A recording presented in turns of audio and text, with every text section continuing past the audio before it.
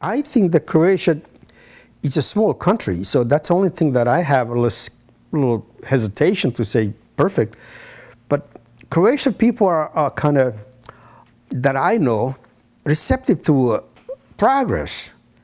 They like life.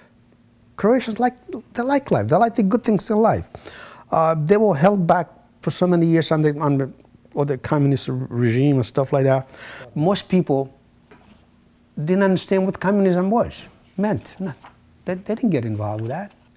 That's only in a country and biggest cities and stuff like that. But the villages, what? Who cares?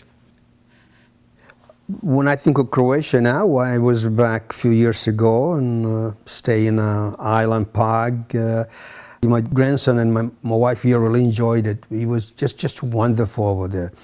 The unspoiled territory and waterfront where we were snorkeling almost every day and fishing. Went to the fresh markets. Went to Zadar and Split and different cities. It was beautiful area.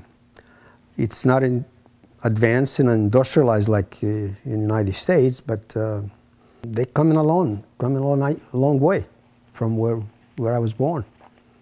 3, 4, 5, 6, 7, 8, and 3. I got 11 figs over here.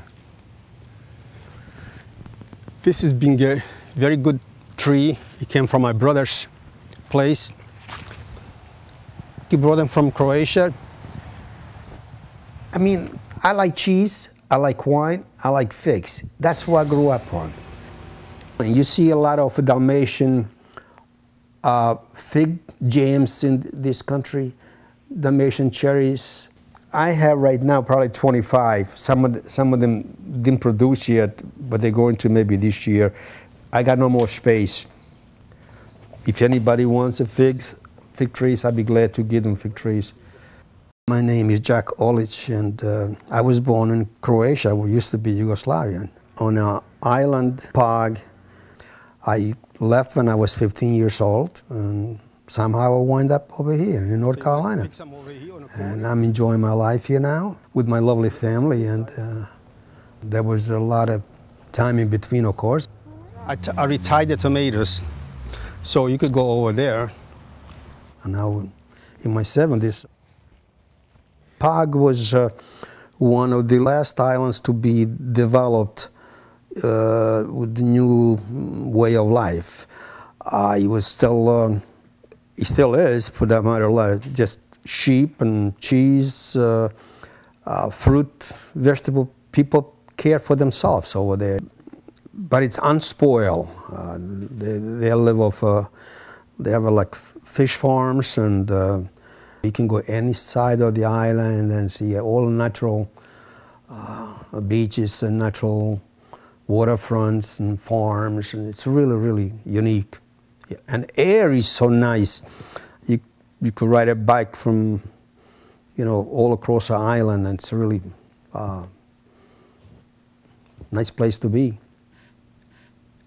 When I grew up as a child, that after war, there was no